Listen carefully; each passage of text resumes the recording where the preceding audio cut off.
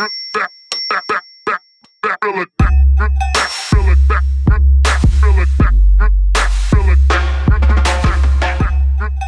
they your birds chirping or mine? I think that's got to be yours. Yeah. Like rural Australia. I'm like, is that your cow or my cow? Is that where you are? Are there like, are you in a remote area right now? No, it's not remote. Oh, okay. It's like, it's about 200,000 people. It's remote in the sense that it takes 5 hours to get here from Sydney in a car. It's between Sydney and Melbourne. I mean, I feel like in Australia, everything's a little, if you're going anywhere, you're driving, at least an hour, right? To get to like the next city? Because you guys just have so much space. You drive an hour to get to Levens's house from like where you are in the city, you know, like, and it's still considered Sydney. Right. I don't know. Anna calls me Alexis from Schitt's Creek because I'm all about like, I'm kind of fine here in Wagga now. And, you know, and I've done the very Nina thing of like, I know the council, I know the Wiradjuri community women, I know everyone. And like, I'm going to like events now. And I did an art piece with, I made a song, which was admittedly quite splicey. Like it took me like a day and a half. Sure. And I like that you said splicey. yeah. Like it's like a noun now. It's very splicey. And then I had like a contemporary artist dance to it in Wagga, and like there was a launch and like, but it was very much like a community thing. So there's a little community event, but I mean, I posted it and I went and I like had a good time, but and my friends that are back that I went to school with are quite proactive. So like I have a writer here that I went to school with, an artist. So like we kind of do make the most of, you know, and like last week, we're trying to make it fun and like, and it is fun. It's very easy to be fun because it's so peaceful. And there's like, I sat by the river yesterday or on Wednesday and had like wine on a Wednesday night, like near the Murrumbidgee River. And it's like, this is kind of wild. And we haven't had a case of COVID here for 6 months probably.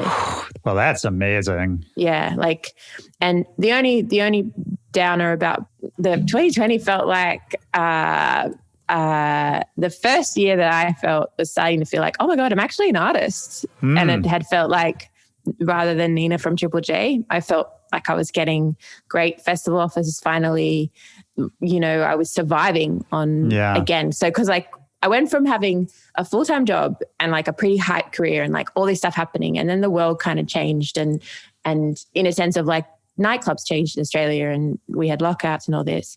And then I kind of forgot I didn't have a full-time job and like, And I just had to shift my lifestyle and I was like saying no to stuff. And I was like, wait, I have to say yes to stuff. Otherwise I'll be broke. Sure. And then, like the last 2 years have felt really good because I've liked my music. I've worked harder. The label felt stronger. I, you know, make some business changes. So like I started managing myself 2 years ago and that's a big step. Yeah. Well, I am a fucking manager. So like, it's kind of like, do you know what I mean? Like and my management came to me and they were just like, we don't do enough for commission. You're all over it. You're organizing your releases. You're organizing your sessions. I was getting frustrated of having to ask like some guy in his late 20s, like, hey, do you know what I mean? Like it just became administrational. Yeah. And sometimes I think if your brain is that way, which my brain is to a certain extent, like pretty organized, pretty on it, pretty responsible, sometimes it's almost more time efficient to just do it yourself when you know that there's a certain way you want something done or, you know, a certain time it needs to be in by. And if that's already in the back of your head, sometimes having to tell another person why that's important doesn't really make sense, you know? Yeah. And honestly, like it was so like they're my friends and it was all very mutual. And we had a contract that ended and it was just like, well, let's not do it again. Like it was kind of very like normal. And I think the thing often when you, especially as a young woman, when you start working with management, you kind of want that person to have your back and like go into the meetings for you. And then the thing is, like, my attitude about music changed, and like, I want to be the strong person. I want to talk to that person. I'm 35. Like, why can't I just use my voice myself? Yeah. And especially with the label. And I was like NLV Records we were in a joint venture with The Orchard and all this kind of stuff. And then at a certain point I was just like, I'm doing everything. Like, why would I do this with some other party? And that came to be like, so like I left that venture and found my own, and like just the control I got made me feel really powerful. So it made no sense for me to have another team. So so like the 2020 was kind of amazing because I'd brokered deals myself. I'd worked with brand agencies like and touring, and like my relationship with my agent in America got really good because we would just text and talk, like, you know, kind of what you want a bit more. Yeah, it's what it's supposed to be. Yeah. Yeah. And same with the UK, and like and then shit happens. Yeah, it certainly does. I mean, it's so wild to even think about that this was all of this, the good stuff you're talking about. It's the same year that we're still in, you know? Yeah. You had all this stuff lined up for 2020, and you mentioned that, you know, over the last few years, you had sort of made this transition from, a radio presenter. You're on Triple J Radio for years and years and years, and then starting to think of yourself more as the front woman, the artist, that kind of thing. Let's just jump in. I want to talk about all of this, but to give the listeners some perspective, Triple J Radio in Australia, what does a station like Triple J mean to the average Australian citizen? How is it in the fabric of your lives? Because I think a station like that doesn't really exist in the States. It doesn't exist in the States, and it doesn't exist. You know what I'd say? I'd say, well, the official line of Triple J, it's a youth network. It's the largest news network in the world, and it's run by the government. It's free to access, so it's radio primarily, but then they do cross-platform stuff. And when budgets were bigger, they were doing like TV shows and podcasts and stuff like that. And it's aimed at 18 to 24s. I think what I kind of describe it, if you combined like it changes all the time. Right now it's quite popular again because there's nothing else like it. And so it's been around for 50 years. And also it's just this stagnant presence in your youth. So it's like a noun. It's a bit Triple J, you know, or, you know, and it becomes a brand, like it's youth culture in Australia. And I think that with, I'm trying to think of like, it's like, well, Radio 1 is the reach. Yeah. Like we have the same reach, but the playlist is alternative on Triple J. So we don't need the songs clear. You don't need songs clean. They play dance. They don't play top 40. Right. They'll play some so that's the difference. So like that's so amazing. Song, yeah. I mean, it's just crazy to me coming it's from. It's changed a little bit, like, because like it's way more mainstream than when I was there, in a sense that it have to be, because but I also think mainstream's merged with like underground culture. So like when you see, like they play Billie Eilish, they don't play Ariana, but they play Ariana. It's a little bit misogynistic too. Like they'd play Ari on a Childish Gambino song. Oh, you know what I mean? So like, but they wouldn't exactly play. What you mean, yeah. But if Ariana came out with her latest releases now, not had the 10 years of pop, it's weird because they actually play Beyonce now. So because Beyonce's last records have been quite alternative. Sure.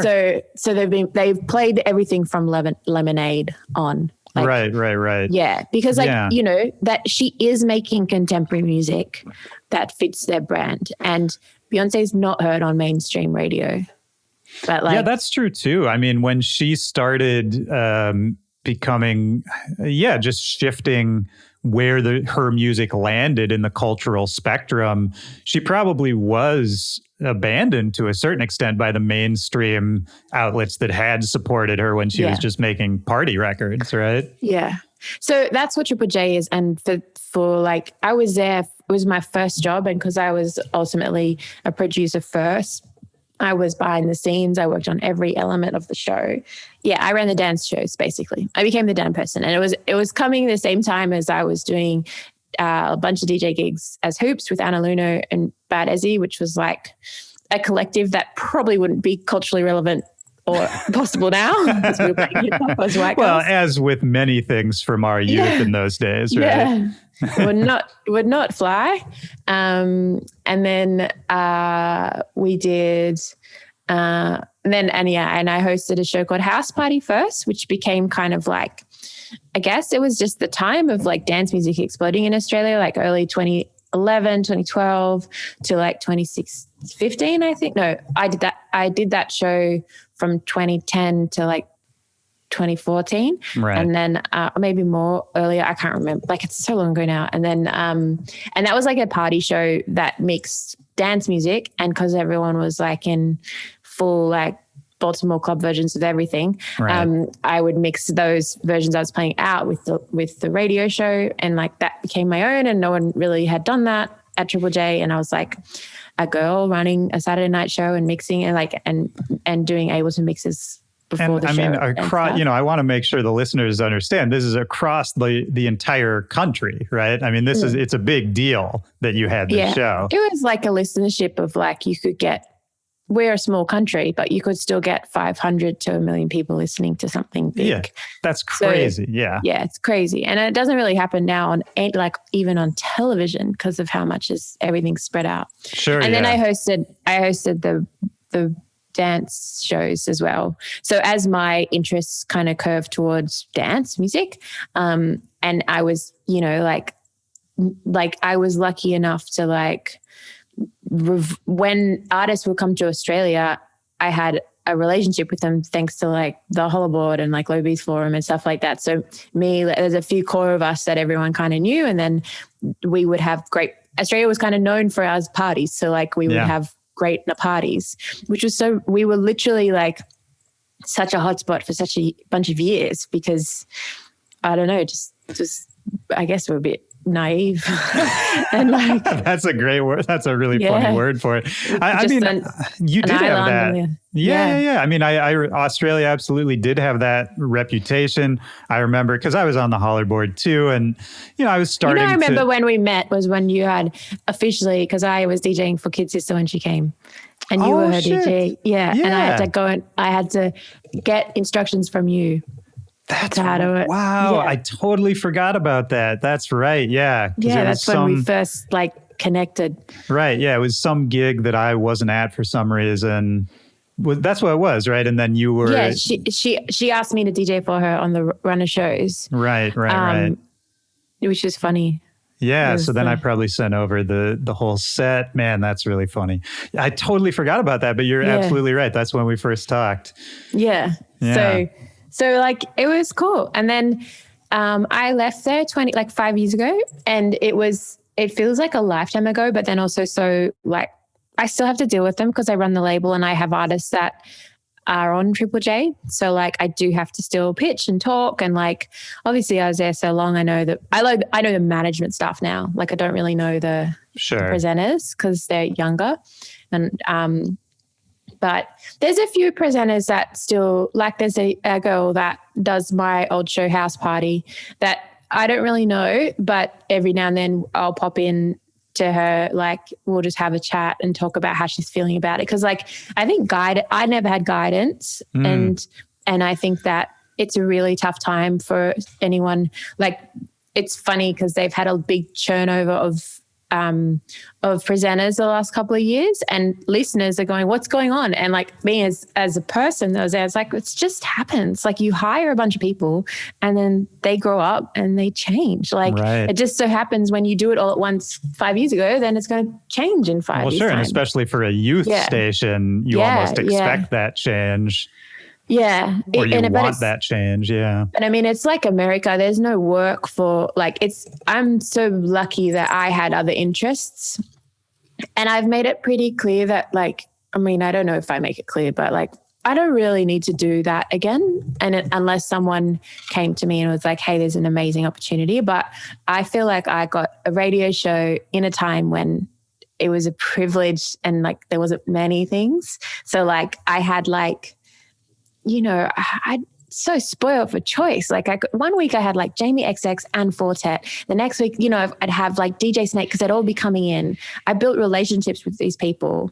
And I do think now, like, I guess for me as an artist, it was hard for me to go from there and to there, like, to, like from artist to presenter. So it's taken time, like, and especially like it was so weird putting out music after all those guys and girls would be like, play my stuff and I like give me a spot. And then I'm doing the reverse. It was like quite telling to see like who was wonderful and who wasn't. Like, but I do think, to say, yeah.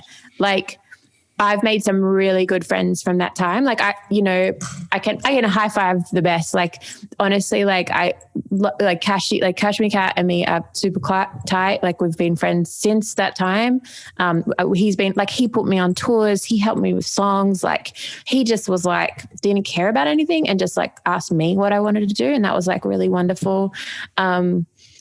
Like Harry, like Bauer, he's still, I mean, I find it tough to send music to him, but he gets that I want to do it. Like he knows I DJ, he knows I work hard, but still like we've got really similar tastes. Like half my songs are his sample set and like I keep like, it's like, this is good. I'm like, yeah, it's your cow sound from you. Yeah. Like you like should you made it. That sound. Yeah.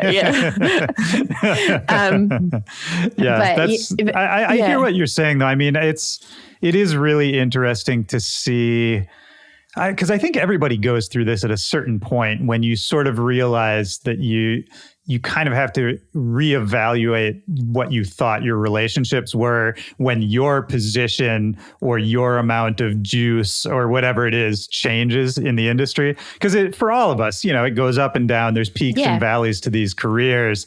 And it is, I think, in those transitional times that you sort of, are able to really reassess. Because I think when things are going well, at least for me, it's much harder to tell if this is a real friendship or if this is more of kind of a convenient friendship, Yeah, and I think the one thing about the pandemic and me being back on this island that is Australia is that I was so lucky to be able to travel. Like I gave up a day job to travel, and then I spent 5 years abroad pretty much, and I was in LA a lot with Anna. I was like in, Europe for most of last year, and I would just have friends everywhere. And so I think there was like a period like 2 years ago where I noticed like, such a weird example, but like young kids that I knew as kids that would send me their music at Triple J and I'd put on and like, be like, oh my God, thanks so much, Nina. That would, I still support mentally. Like I'm still like proud of them.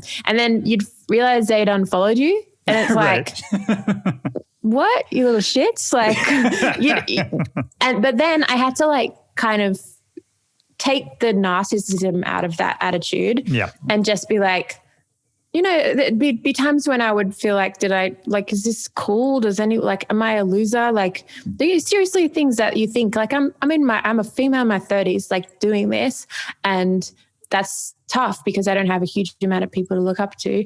And, I'd see something like that and I'd just be like, well, they don't think I'm cool. So, but then I'd be like, I don't think they're cool either. I had to remind myself, like, I haven't listened to their songs for like years. And then I'd realize like, I just had built new friendships. Like, it's just a thing where it's like, and I was saying to like, even Anna the other day, like, it's just so nice. Like one thing I miss about pandemic is I just started to build really lovely new friendships with new creatives and new people that were still energetic and about what we wanted to do. And I'd lost that in Oz because, in Oz, we don't have the nightclub culture. Like, and I'm not talking pandemic now. Like, I'm like, we just didn't have that same culture. Right.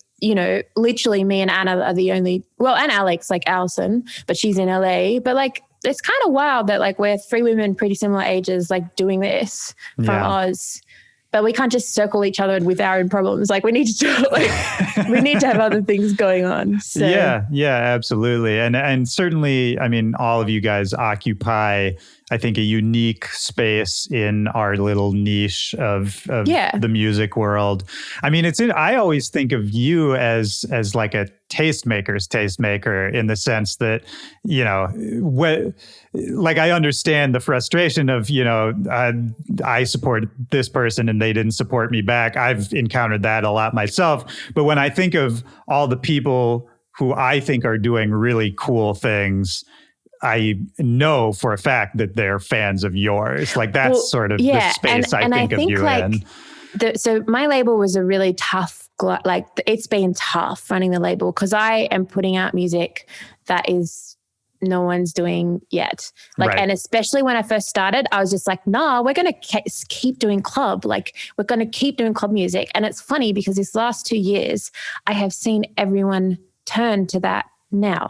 And it's like, I'm like, that's cool. Like I want to feel proud. And I actually feel like the relationships are coming to the front again, the ones that I didn't like, you know, I'm going to be working with RL and Sable Valley in the future on a project. And it's like, I have known those guys since we were all in our, like they're a bit younger than me, but like Mason and Henry and like the Henrys and all that, like they were such a big part. I was such a big part of their like start of Australia life because that was the time when I was in those broadcasting roles. And so it's kind of been nice because like I did Henry's Halloween stream. And they sent me the rundown and I just wrote back going like 2 kids I didn't know because like why would I know all the I don't know as much music outside of what I like anymore. Sure. And these kids they pretty much make like trap and like dubstep. And I went on the Instagram pages and like I had more followers, I had more traction on my songs, all that kind of stuff. So I just wrote back saying, hey guys, I have to go before Henry. Like I was just like, I think because and I just said like, you don't have any of the girls and like, they're going to bang it out. And the thing was, it was so nice watching. I was nervous because as I was watching the sets earlier, the kids on the stream, and there was so many kids on the stream, like 80,000, like there was like 15,000 kids watching Henry's like set. It was great. Like one of the biggest Twitches I'd seen outside of a big brand. Of course. For like, you know, so, and it was wild because and like these kids are going nuts and they're just playing hardstyle. And I'm thinking like, oh my God, they're going to like hate, like I'm not going that hard. But in my head, I'm like, they have to remember that if they want to appeal to a bigger audience, you can't just do trap and trap and trap and trap, trap, trap all the time. So I just had to like, I went like a tiny bit hard in my set, but it's pre-mixed, so I know what they're going to say. Like it's so funny watching the stream because they're just like trap, trap, trap, and then it could be like, "Don't you dare disrespect Nina!" Like all these kids would be like, if you don't know who she is, you don't even know who." And like even like Henry, like the way it was really sweet because I was actually texting Anna. I'm like, I'm going to get torn apart by these babies that don't know who I am, and she's just like, she literally wrote back in caps, like, "You're fucking Nina Las Vegas. Shut up." Like she was just like, I'm like, okay, you're right. And sometimes you need those, yeah. But I mean, you know, and I think like when you are recording those mixes, you don't really think about the audience that much anymore. Like you think about your mixes and how it sounds and how it looks. But if I was at a festival, I probably would have been playing this set, seen these kids kind of want more and switched it up immediately. Of course. But like, what can you do? Well, that's the thing for these streams where everyone is pre-recording their sets. I mean, that's certainly one thing that is lost is there is no audience interaction in that same way. I mean, you can talk to people in the chat, but you can't change what they're seeing in real time. Yeah. But yeah, I think like with the label, like it's actually, I feel like I got in at the good time. Like this is our 6th year. And like, I'm so proud of it. And like, I don't know how I toured as well because this year all I did was my releases and my label, and I made every label release feel like an album for like, you know, I just made sure the content was great, the story was great, communication was great. Like I literally did it, like I do it all myself. Yeah. From emailing to like press to like everything. And I think I've come out of this year feeling pretty damn good about the releases we've had. And like, you know, we've had millions of streams on some songs, and I'm not, like, I don't put out easy Shazam, like I don't put out Spotify hits, you know, like we don't have like a house song. I don't have a single like house song, you know? Right. And so still to have this sound and like, and further to that, now I'm advocating for those that diversity and that like spot on these platforms. So like it launched, I don't know. I've now got a TrackID playlist, which on Spotify, because I kept hearing them. I'm like, I don't know where you're meant to put my songs. Like there is an audience, but I'm not going to be in Mint unless like it went nuts. I'm not going to be in like, in Australia, we have like monster dance hits. Like that's like just the 4/4, the Dom Dollars and the stuff. big festival stuff. Yeah. And then like then there's like the EDM-y kind of dance ones. And then there's like the Teed and the bonobo dance ones, and it's like I'm in the middle. Like I'm in the I could be played by both. Like what I think about NLV Records is those songs that we put out could be in a Nina Kravitz set and could be in an Ira Grime set and could be. So where do the stuff without a genre goes? And so like, that's why I kept calling it club music, because it's just like shit you hear loud. And like that could be a pop song. Like we worked with Coda Banks and Nina Geraci, and they like made kind of like a Charlie XCX 100 Gex like version by women. And I was like, so where does this go? Like where, and so behind the scenes, like I've just been in everyone's grills. Like I'm just like, and they like, I don't care. Like I think I worked with Sony a bit this year on a project, and it was funny because like, I'd be like, go back and say this. And they're like, we just can't, like, we can't do that because we rep 100 different acts, like that day. So we can't go back and fight.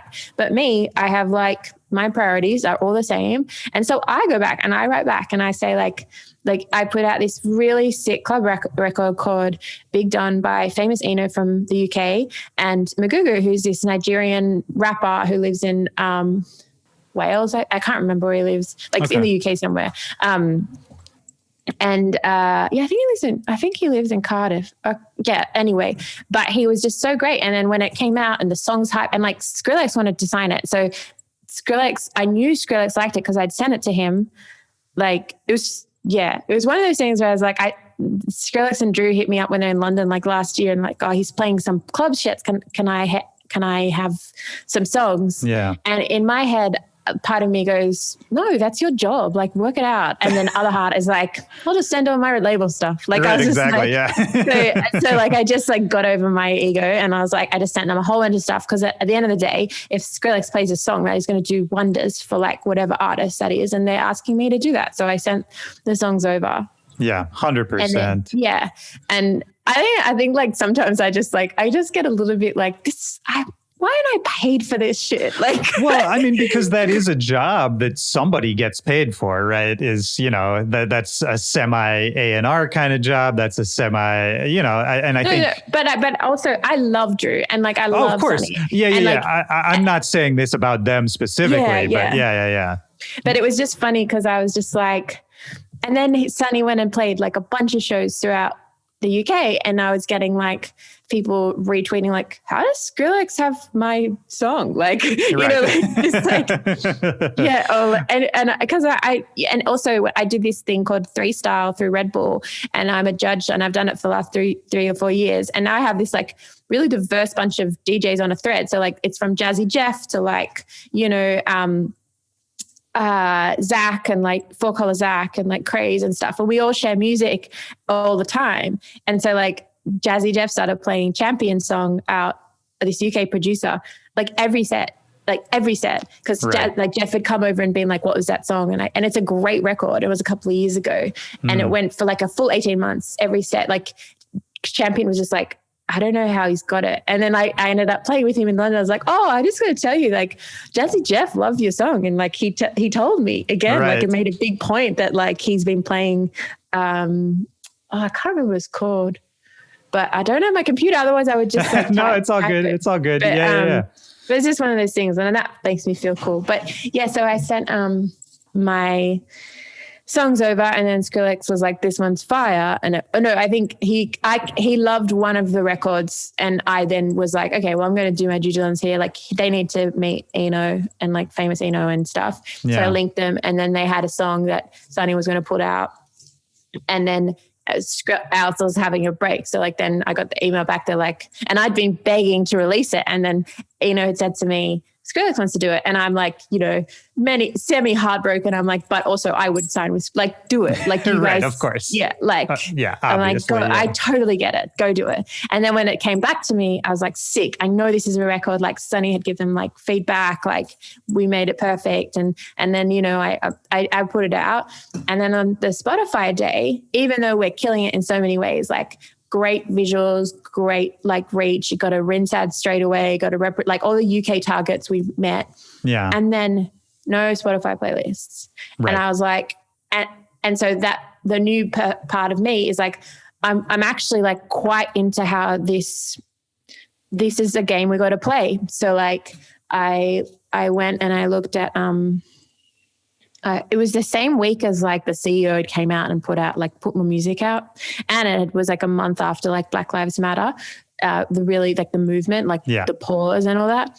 And so I just hit him back and I was just like, look, I get like, cause then also you got to understand like Spotify works in their territories. So when the pandemic hit and they had this focus, I don't know if you've seen like Listen Local. So in theory, sure. I should go better in Australia.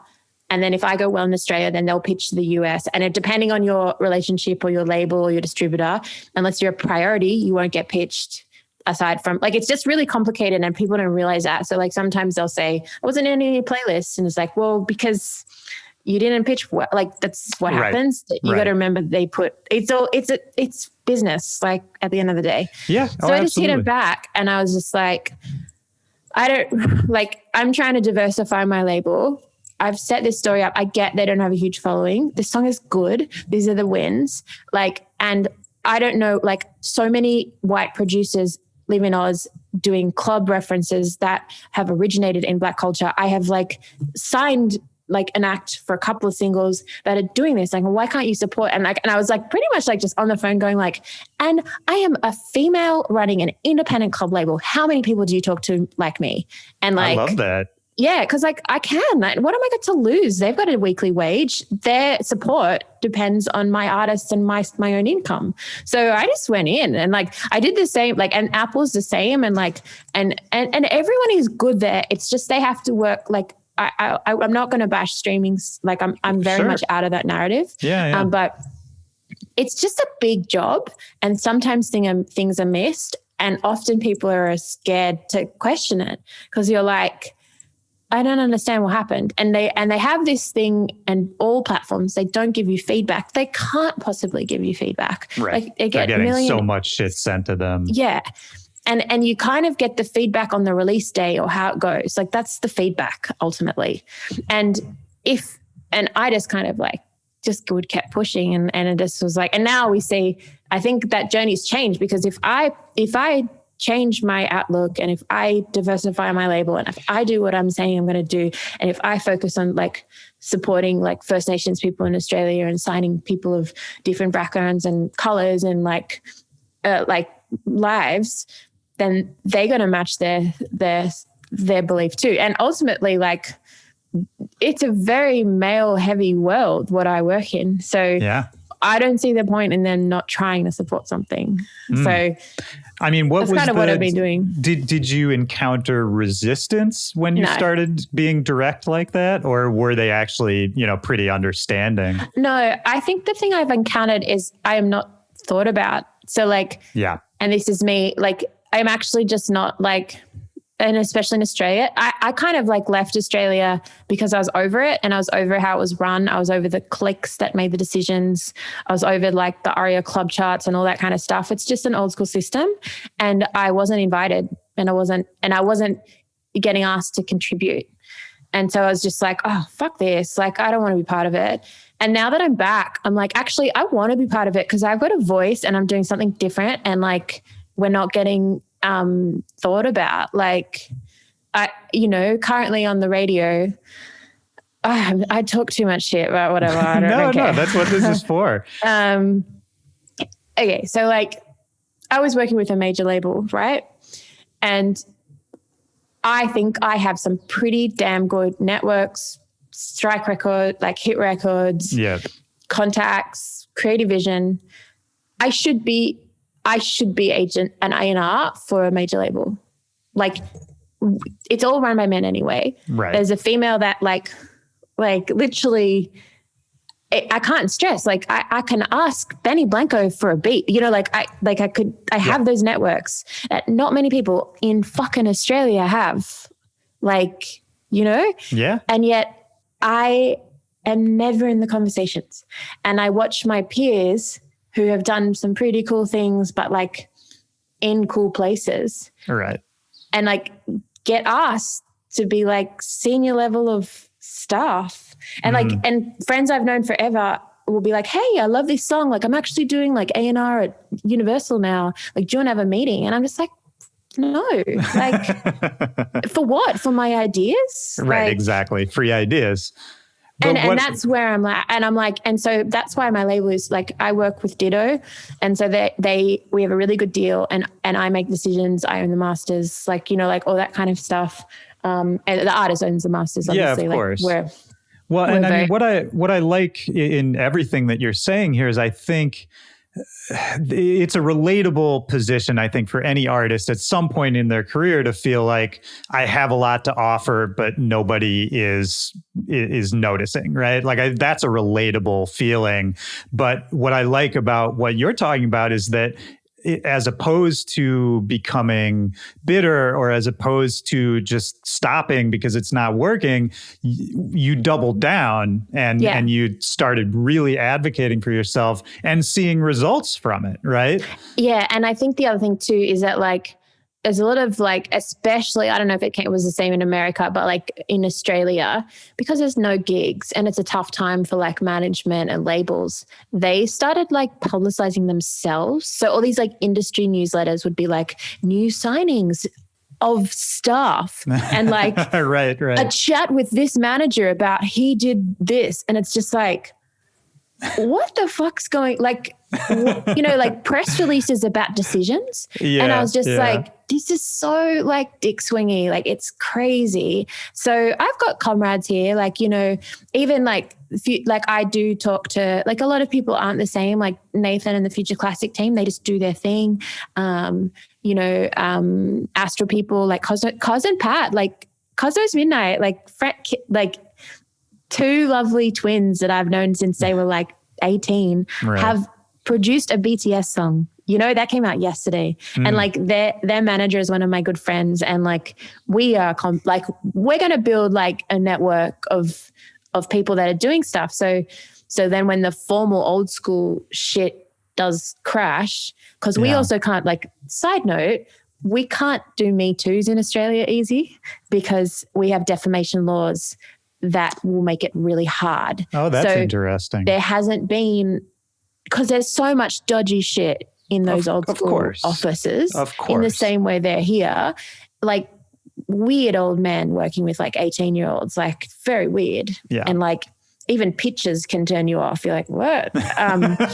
But you can't do it in Australia. It's a like, I don't know if you know the Jeffrey Rush story, like how Yale Stone put out the claim that, well, she accused Jeffrey Rush, I don't know what the terminology is, allegedly accused Jeffrey Rush of inappropriate. She was actress A or like some kind of private, they couldn't announce. And so she did a story in the New York Times, and then newspapers in Australia ran something equivalent, and then he was able to sue the newspapers of Australia. And interesting. And that worked. And so like, then there's like, so we don't have big, unless there's proof, the defamation, like it's not like America where a tweet can change someone's life. Here, if that happened, they would be sued, and like, unless there was proof.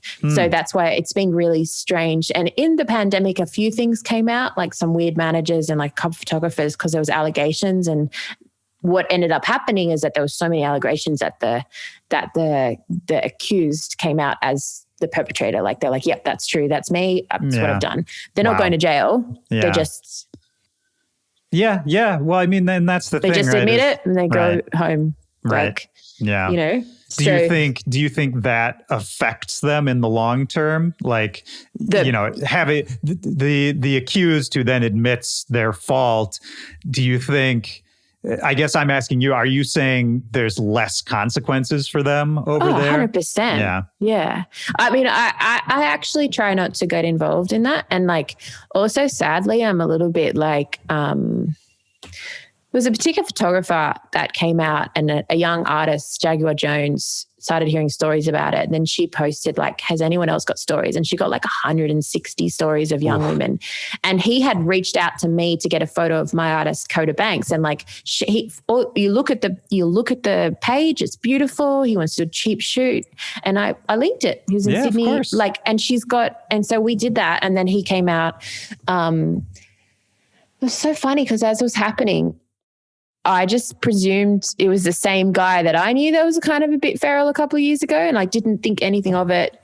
Like, I just like sadly was like, yeah, man of shit. Like, I was just like, yeah, like I just didn't, nothing happened for me that invested. It was really sad, but then there was a whole movement. But like, I guess I'm a bit older, and like I've seen it. I've been in club world. I've seen that crap. And I also do think, I like to think that good people come out in top ultimately. Yeah. I mean, I've seen, I don't know if you feel this way. What I've seen in our little world, in the dance music world, is I think for me, the change is that there seems to be an appetite for people being ready to at least want to police ourselves a little bit and to actually, be more community minded and really make sure that people are being taken care of and that people aren't being taken advantage of.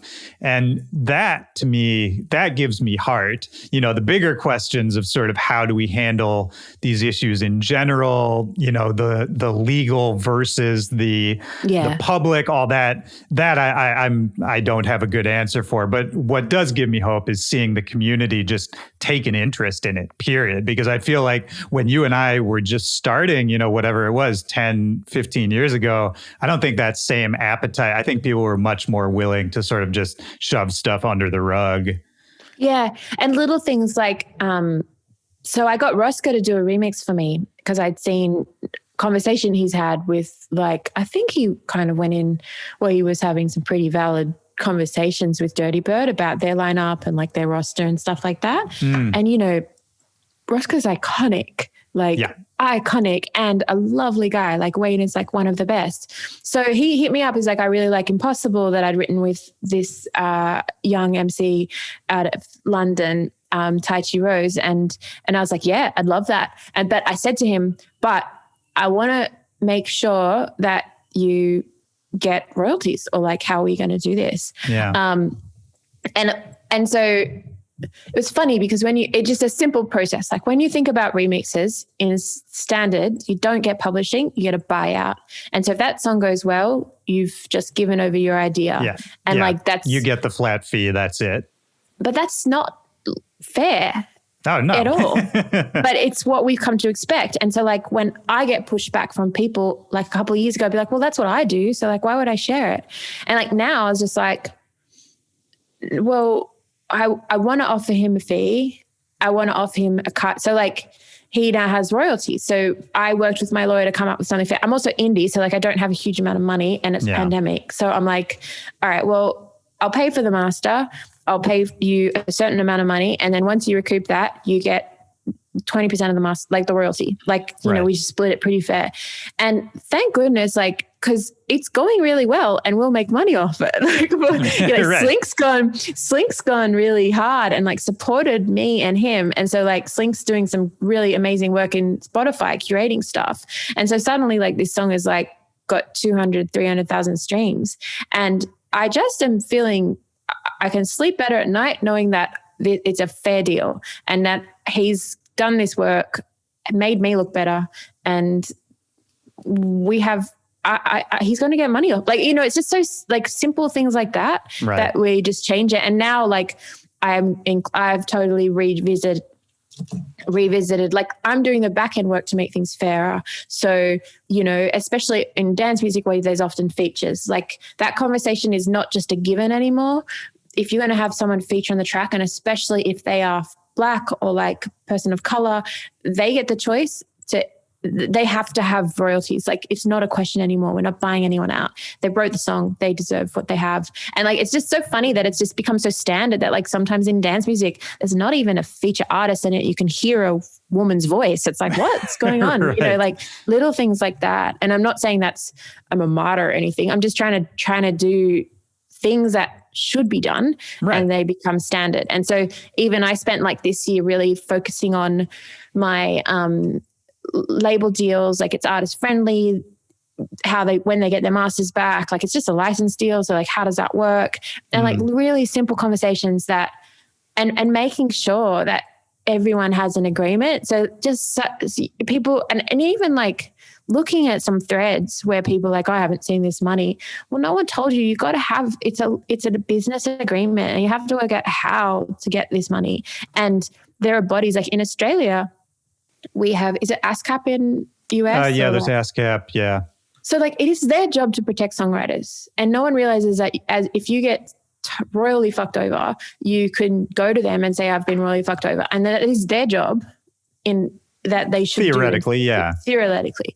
And you see so many people like once a day, because I follow a lot of like young producers, and they're like, oh no, if this sample's sampled and never used or whatever. It's like, well, it's so complicated, so it's really easy to be forgotten. So how are we going to change that? And so so with like, even I'm working through my label deals now for the new year, and there's a particular song with this really cool like Western Sydney rapper, and I just like, and like I've gone straight in hard, and like, instead of just considering him as a yes, like that people do in dance music, I'm like, no, we got to talk about it. I want to make sure you're okay with it. I want to make sure that it suits your timeline, and then you get a cut, because otherwise, like, I want everyone to feel proud of their releases.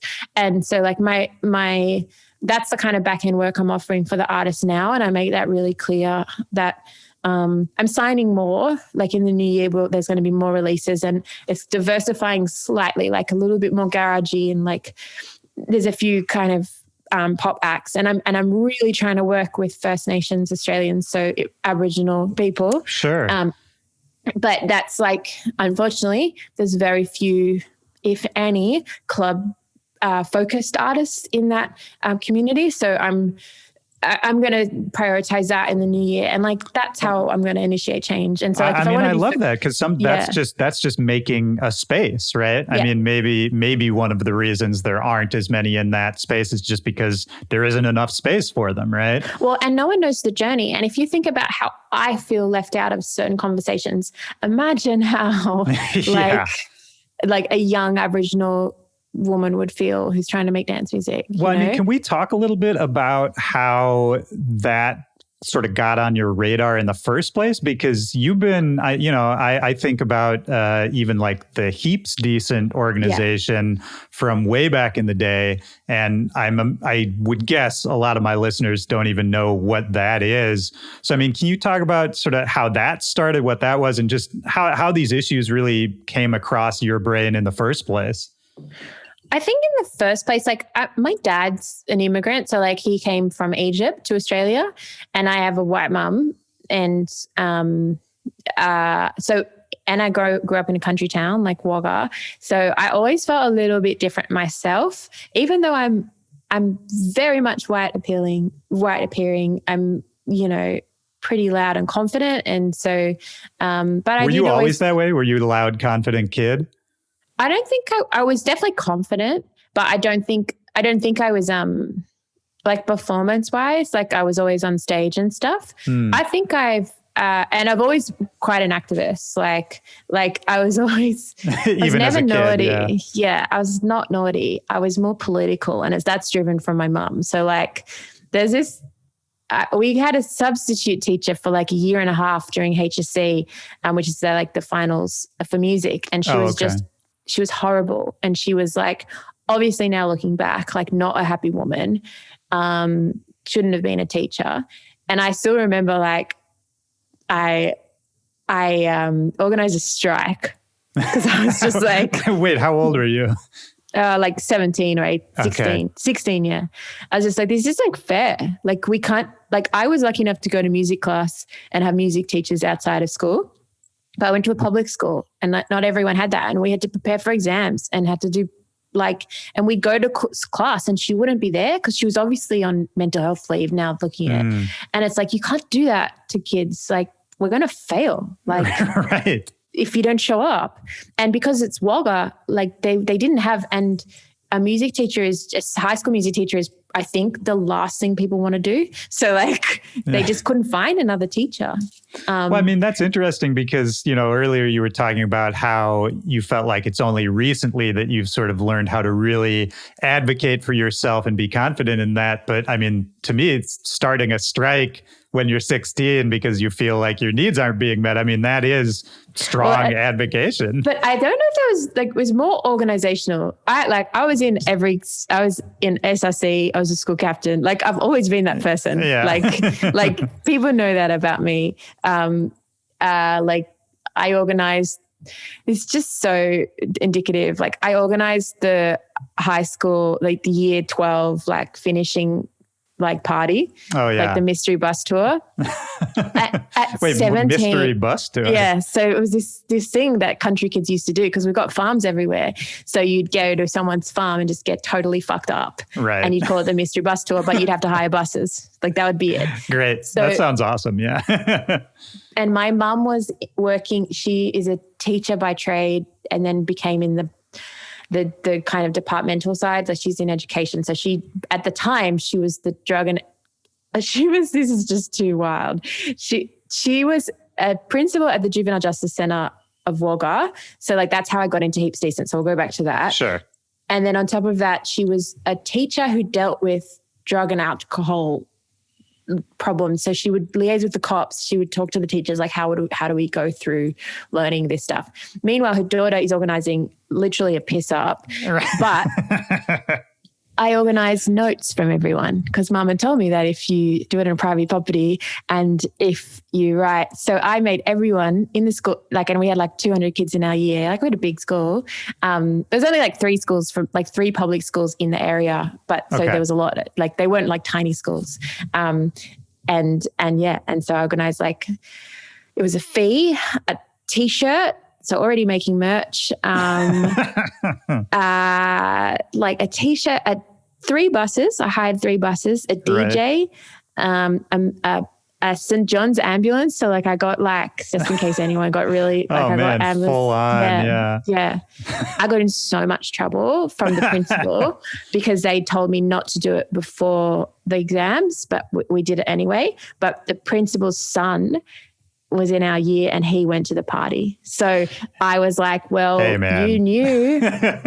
And it was one of those things like where they called me in and they called the most goody two-shoes other captain, like this total like camp, he hadn't come out yet, but like he was like the musical boy. Yeah. And like I was in, but he came in and they're like, Nina and Brett, like we heard you guys organized this.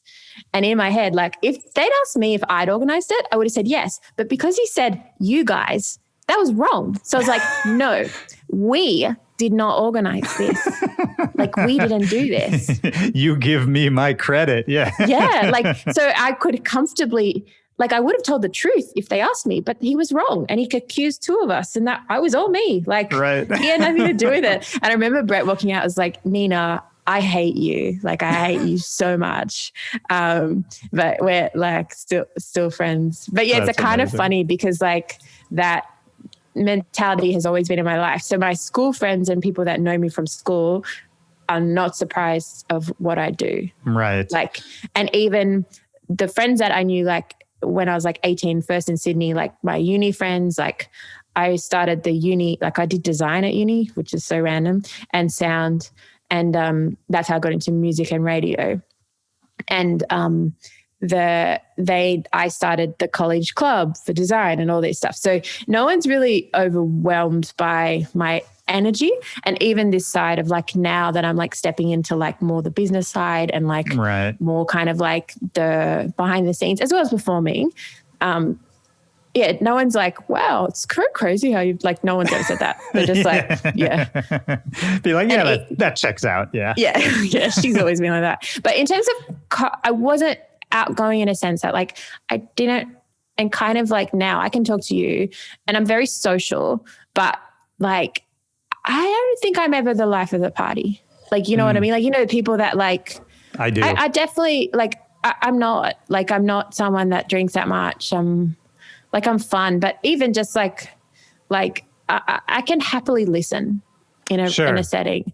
I do talk a lot, and like, I think like I can't keep a secret. So like I have, you know, someone tell me something and like, you know, game over. Yeah. Yeah, that's a given. But I think that's part of my character now. So like, I don't really get huge secrets anymore. Yeah. People just know it works out. Yeah. And I think it kind of came up realized, and I've always thought in my head, I'm like, I'm not very good with that. And then someone said it. Oh yeah, we'd never tell you because you tell everyone. Like, right. but yeah, wouldn't say. I don't know, because I look back, like I wasn't particularly happy at high school. Like I've never been a low headspace. I just got bullied a little bit, and like I was very conscious of what people thought, and and I was never like, I'm lucky. I feel like I've got a pretty good headspace. So like, especially as I get older, I don't think I don't battle depression, and I think that's really lucky. Like I'm a lot of my friends do, and like. Yeah. And like, I struggle to understand it sometimes, but I actually did a mental health first aid course over lockdown, which was like amazing. Oh, wow. Like, yeah, it was really good. It was offered to Australian like managers and industry people. So I did it, and it was like 3 months of Tuesday Zooms, and it was like amazing and really cool. But yeah, I feel really lucky that I don't have that headspace, but I definitely felt more myself when I met like Anna and like Ezzy and like Elevens and stuff. Cause like I keep saying I love my school friends, and there's some core ones that are here that I still love. But the moment I stepped into this music world and the moment I found my place, that is when my life changed. Yeah. You know, that is when I like, and it's just those typical stories and like. Well, no, but I want to tell those stories, but real quick, let's put a pin in that for 2 seconds. Cause I want to make sure, no. I just want to make sure we explain the Heaps Decent thing that we alluded to. Cause you were saying your mom was in, juvenile justice. Yeah. So Levens was more on the online, DJ Levens or Andrew Levens. He was like the internet go-to first spot in Australia. He knew everyone from like A-Track to Medi to like to Diplo to Just Jubilee and he was the active one and I was his friend. So then he would say to me, you'd like this, like you know, come here, join me on this forum. Let's be MySpace friends. Like, and he kind of guided a whole bunch of us. Like he was kind of the boss of the gang. Diplo reached out to him when he was in Sydney and was like, can we do some community work? Because Wes has always been like that. Like there's so many things we can say about Wes, but he's a researcher ultimately. Like that's a great way to put it. Yeah. So if he wants to learn more, he won't just read a book. He'll fly to the country and meet the person that started it, you know? And so he wanted to do some workshops. Levens linked in with someone in the Northern Territory. So they did some workshops with Indigenous, well, we say First Nations now, I keep saying. So like First Nations people in Maningrida, Northern Territory. And then Levens was like, where else? He's got another week off. Like, where else should we go? And I think we were like 22 at the time. And I said, well, unfortunately, there's a lot of First Nations people at Mum's school, which happens to be a school within a juvenile justice centre. So if you really want to do some change, we could go there. And so we convinced Diplo to come to Wagga, stay at my parents' house next door.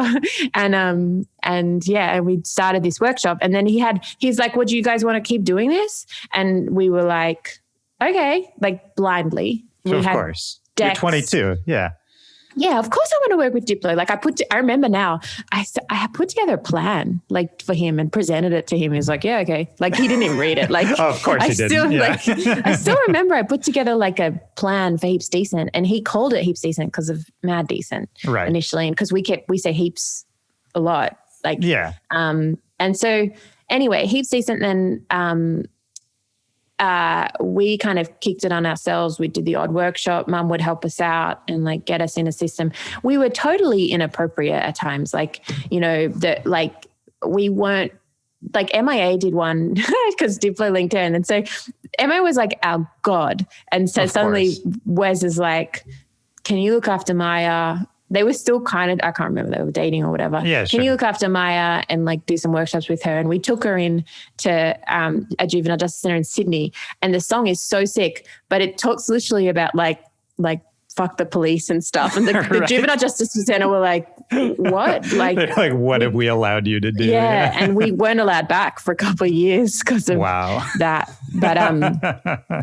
But you know, we didn't know. Like, no one told us. We were just like, oh, that's weird. They hadn't like. Well, and for the kids who were involved in that workshop making that song that day, I mean, that's a highlight real moment. Well, I think like it is, but then you've also got to remember these are kids from pretty rough, like they didn't really know who she was. They had fun with someone. Yeah. And but I didn't even mean because of her. I just meant, you know, getting to make a song with a musician, you know, like somebody who knows what they're doing. They getting to say fuck the police when they're in jail. You know, it's like that's got to be fun for those kids. I definitely think. And so basically what, long story short, about 2 years into us kind of like bulldozing festival tours and being like, hey, we're going to steal these artists off your like cruise that you're going to do and take them to a juvenile justice center. Fuzzy, the company that put together like the Park Life, these iconic big festivals, like they do Listen Out Now, they do Field Day. Like it's kind of what the festival tour for dance music used to be around the big day out and stuff. And then they kind of took me and Levins in and they set us up. They made us work from the office like 2 days a week. And this was when I was only part-time at Triple J. And they helped us make it a DGR, like an official organization. So about 2 years in, they paid for they were on top of the world. Like festivals were selling out. There was so much money. And so they paid for a community kind of manager to come in and write us a constitution, register us properly for DGR status, like, you know, set us up with a bank account, set us up with auditors, like the stuff you don't know that is meant to happen, like a board, all this kind of stuff. And that was like, and then they kind of, we ended that agreement because times changed a couple of years, but we had been able to be sustainable enough to keep staff. So now we've been running 13 years. We have an amazing CEO. I'm on the board now, and we're not just a music organization. Our mission, because you have to think about this stuff, like when you start an organization, the mission is we're a youth organization, so like blanket youth from that helps marginal. I'm actually going to read it to you because it takes. It makes sense. Absolutely. And we can link to it when this episode goes out too. We can link to it in the description. Yeah. So Heaps Decent is an Australian organisation empowering diverse young people to express their creativity through music and multimedia. We support engagement for change, positive futures, and development of high quality content with a unique identity. So basically that's saying now with Heaps Decent is that we not only do music classes, so most of the workshops are sustainable. So like you don't just come in once, you come in over a period of time. We develop relationships. We have 10 facilitators that work and get paid, like, you know, so that with the pandemic, we struggled a bit to run them because it wasn't safe. But since our restrictions have lowered and our government kind of pulled through slightly for arts organizations where we have an unemployment package like JobKeeper. So basically like they pay us a wage. It's running till March. So a lot of artists and companies have survived because if you lose turnover and organizations lose work, then the idea was to kickstart the economy back when it opens. That's great. That's awesome that they did that. Yeah. I mean, we sell coal and destroy our country and we'll have bushfires. That's how we have, because it was like one of those things where I like blindly asked my dad, I'm like, where did they find this money? And my dad was like, Nina, that's why we sell coal. Like that's why the country has a terrible climate control, because we sell coal. Like Australia's emissions are terrible, but we're rich apparently. So very confusing time. I mean, for comparison, I'll say, I live in the United States, also a rich country, not doing so much to help out. So, there's always levels. I mean, the arts have been forgotten totally. Yeah. The JobKeeper, I don't vote for the Conservatives. Like, obviously, like I've grown up in a labor household, like we're from teachers and artists and stuff. So I would never vote for this party, just like in my blood. Of course, yeah. But they came through with this JobKeeper package, which has saved my life. So like, you know, people will look at artists like, I think a lot of people, I would consider myself like middle tier, you know, like, so I'm not getting paid fuckloads, especially in America because I'm rebuilding, but I could live off it. So like, you know, I can do a gig and have savings and stuff. And, you know, I'm not wealthy, like, and but I'm comfortable and I'm very lucky to be able to do this. But still, I lost a lot of income, as every performer did. And I was looking at eating into capital that I'd saved for my, you know, for surviving. So what the JobKeeper allowed me to do was continue, because my biggest thing was I had a good year ahead and I was thinking, great, I can finally invest in my label. I can offer artists more advances. I can pay people better. I can get some videos. And so I committed to all this stuff and I put it in contracts.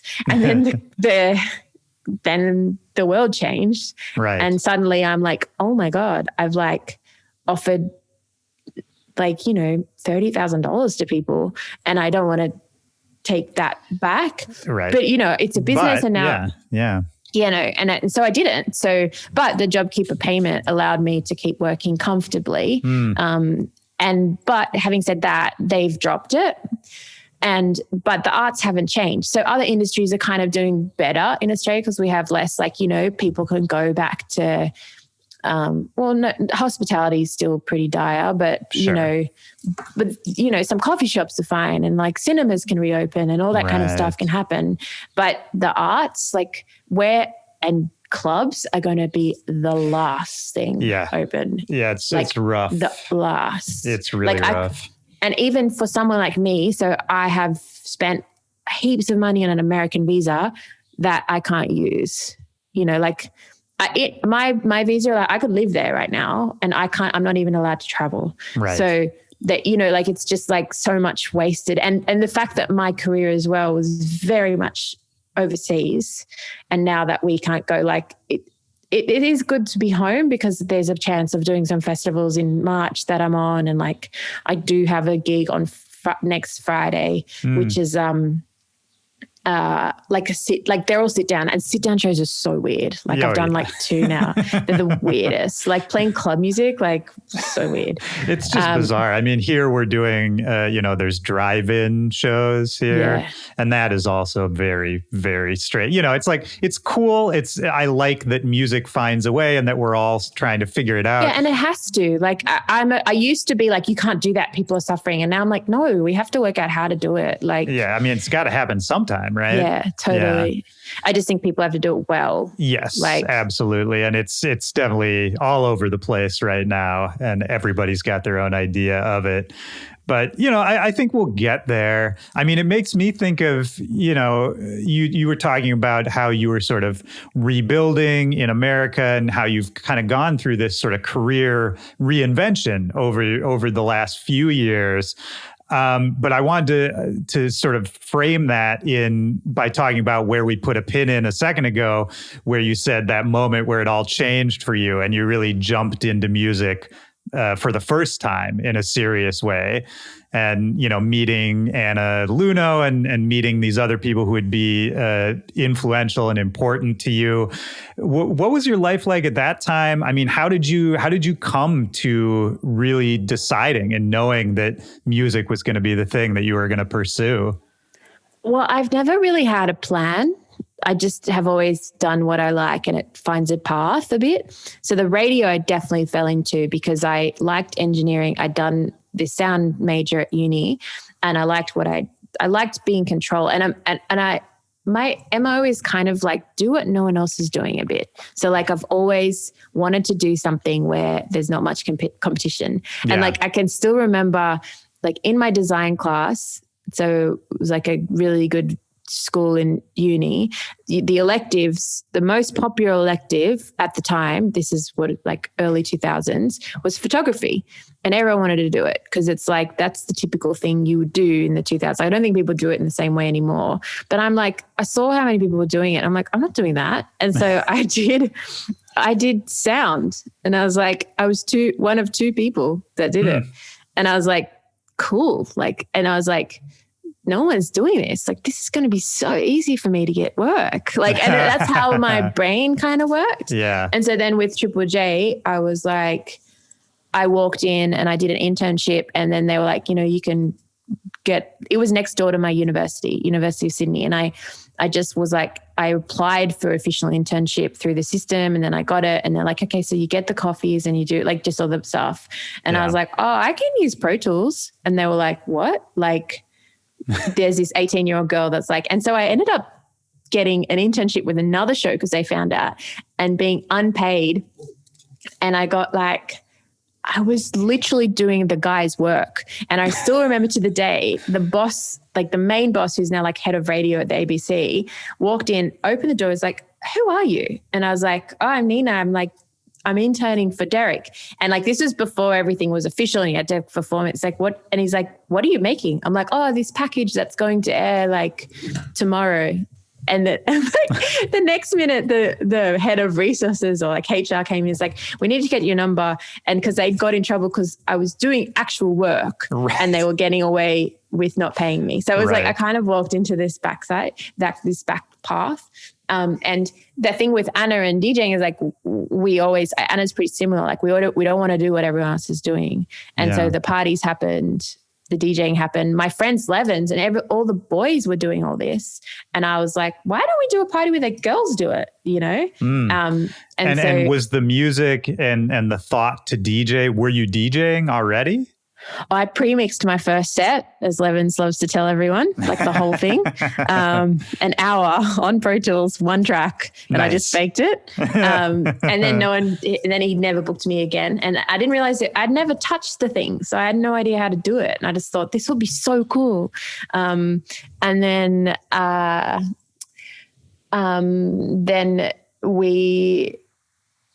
music thing, I think the thing that got me making music is that it was like midway through doing all this house party, and I was just so competent on Ableton by this point. And I was just like, there was nothing coming through that was from a woman, was from an Australian woman at the time. Yeah. And I just felt this kind of urge to be like, I've always played music and been in bands, and like, I know that sounds so cliche, but I was in like every school band. I played everything at school. I played piano, I sung, like I did all that stuff. And I loved hearing, I wrote about this recently. Like, I think the album that kind of changed my headspace about what music could be, because I was in jazz bands. So like, it was very like, and I didn't know what was cool because I grew up in Wagga too. So like, I wasn't really listening to isolated. Yeah. Yeah. Like, and like, I never thought I missed out on much, but I definitely missed out on, just when you're surrounded by country kids that don't have the same focus as say like city kids. So a lot of my friends dropped out at year 10 and 11 and did like carpentry and like, or they, you know, and that was kind of a given for a lot of people where the average score in our school was like kind of 65. And then when I went to out of 100, it's like a weird score. Sure. And then when I went to uni and I'd done pretty well, everyone that I was in this new school with, their average scores were like 95. And I was like, how is that? Like, I just didn't get it. Like how privilege was different. I thought we were privileged, but then I realized there's like levels to privilege. Yeah. Like we didn't really have a school uniform. And I thought that's how all schools were. And like, because we'd watch American stuff and we'd have a school uniform, but because you were a public school, you couldn't enforce it. So we would wear the top and then jeans and like a jacket and like, you know, Oakleys, like, you know, there's no, you know. Yeah, it's a great, I'm painting the mental image. Yeah. Yeah. Anyway, so I think I worked at the cinemas and I listened to, my dad was a big music fan. I was a Triple J fan. I thought Triple J was the coolest. But I was really into like indie stuff, like, you know, the Silverchairs and all that stuff that was kind of popping off in that Yeah. Not hugely, but like stuff I could play on guitar.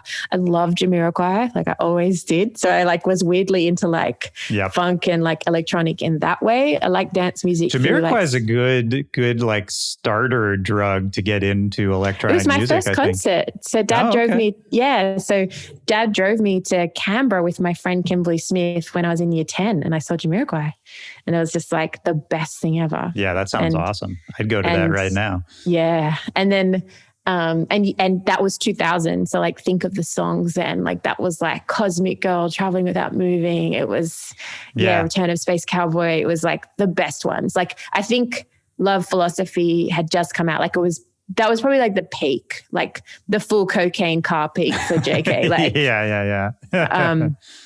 And then I remember cleaning cinemas for a legally low wage when I like year 12, and Dad had bought Kaleidoscope because he loved music. And my dad, considering he's from Egypt, he didn't play instrument. He was just like, music was his thing.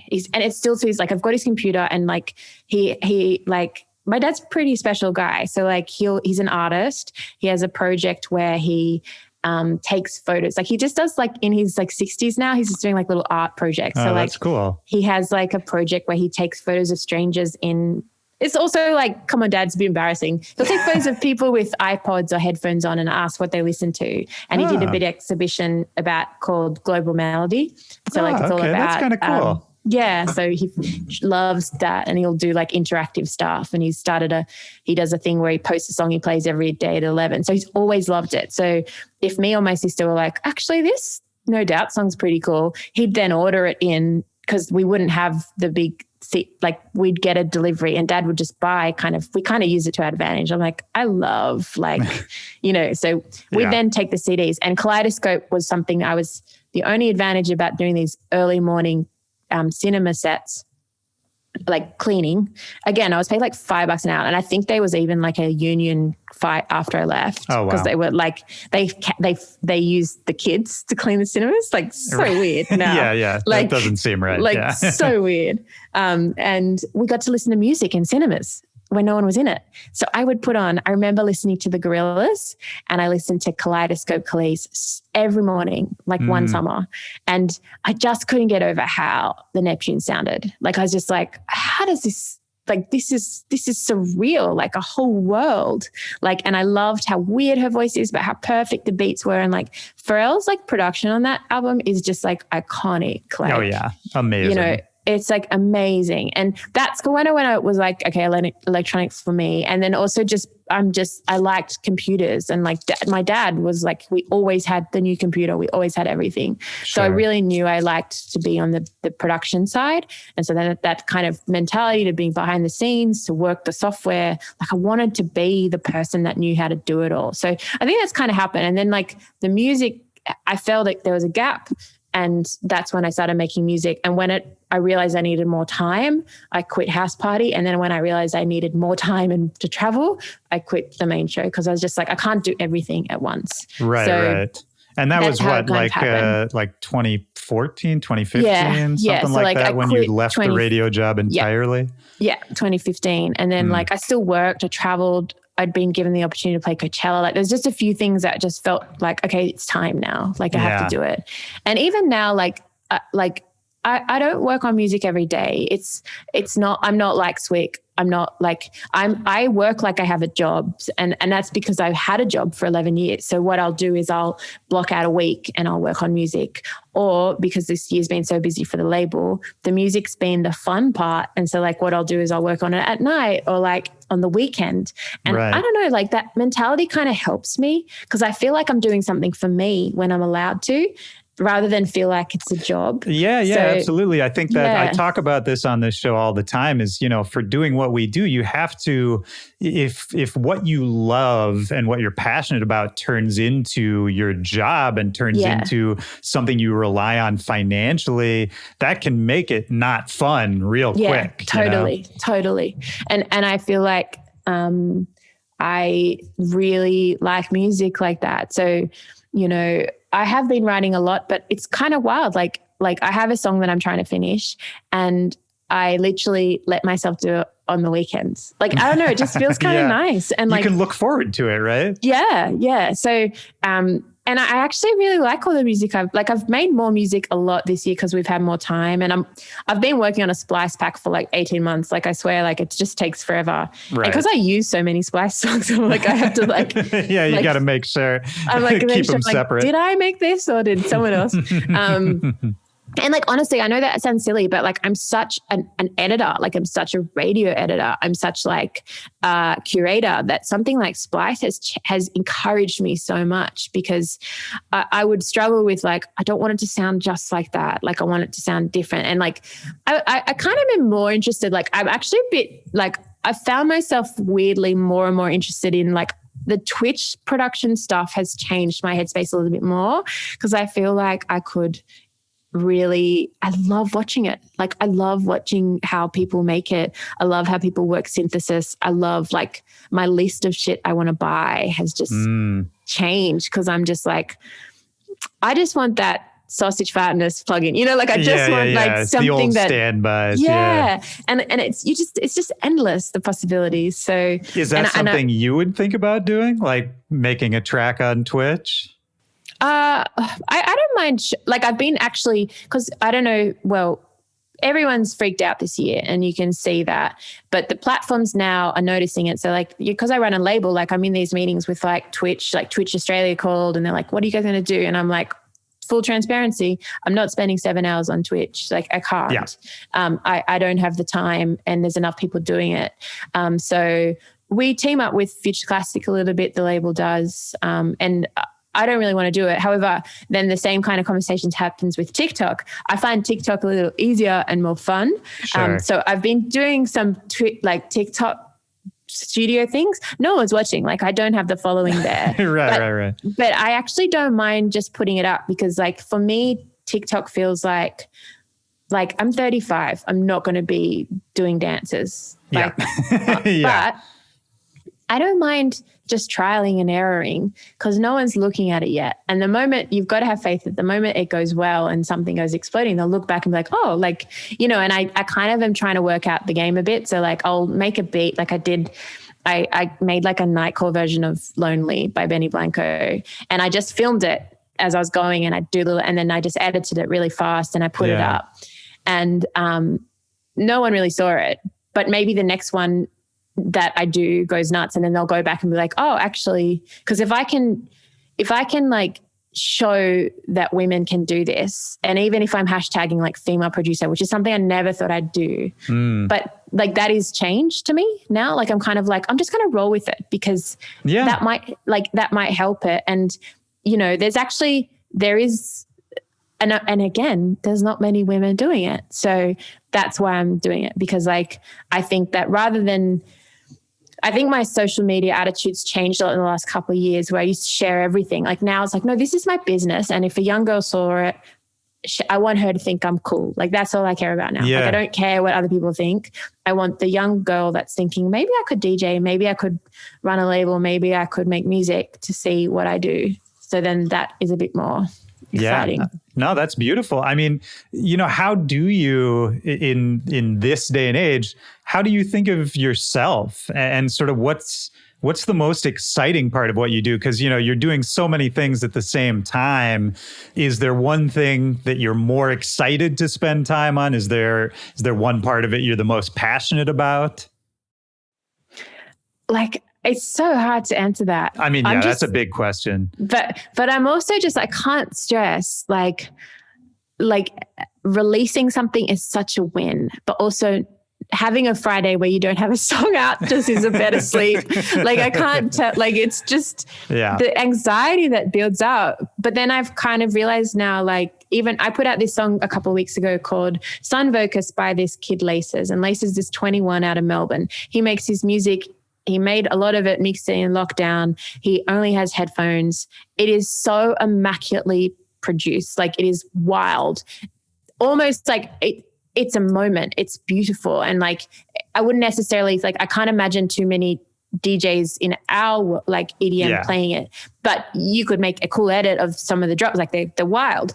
And so it came out, worked really hard with him on the aesthetics and the timing, and like saying like, you know, he'd had this body of work that he sent to me. It took me a minute to kind of see the vision, because like I can't just say yes anymore. Like I have to make sure that, and I really push these artists now too, like, you know, if you want a video, you have to show me a vision board and you have to show me how it's done, because like you need to think about the noise that's out there and how we're going to add to it, or how are we going to make something cool. Right. So like, especially with Nina Geraci and Coda, like they had this idea for their song True North for a video, and I had to have that conversation. Like, I'm sorry, it sounds like everything else. Like I was just like, it's not good enough. And then we came up with this concept of like, using a 360 GoPro, and we hired that, we filmed that, we got a simple grade, they edited it, they did it all themselves. And it is just like the most beautiful bit of, I'm so proud of it for them. And like that win made me feel sick, because that wasn't me doing it. It was me saying, girls, do better. Like, come on. And like, and just like, and then they can own it, and they come, like they talk about how they made it themselves. And it's like a big part of their project is like the independence of it. And so that stuff I really like, and that gives me joy. I don't like, and I have fallen into a trap where I do a lot, like, and that does stress me out. Like, but I feel okay working, you know, like I especially in a pandemic, where my world's flipped upside down. I love a list. I love ticking through the list, and I like doing that, and I like being organized. I hate writing. Like I realize I hate writing with a passion, like actually like copy, answers, physical interviews, writing, anything. I've never liked it. Like I hate it. You ask me what ideas for a photo shoot, I will pull you 50 different concepts, and like, cause I have that design background. So I'm like, I've happily saved a million like cool TikToks, a million cool press shots. Like I'm so organized like that now, cause I'm like, it's so exciting. Right. But I struggle to read. I don't really read much. I'm not a foodie. It's funny. Like these are things I know I'm not. Like, I like food, but like I don't have the brain space to care about wine or like restaurants.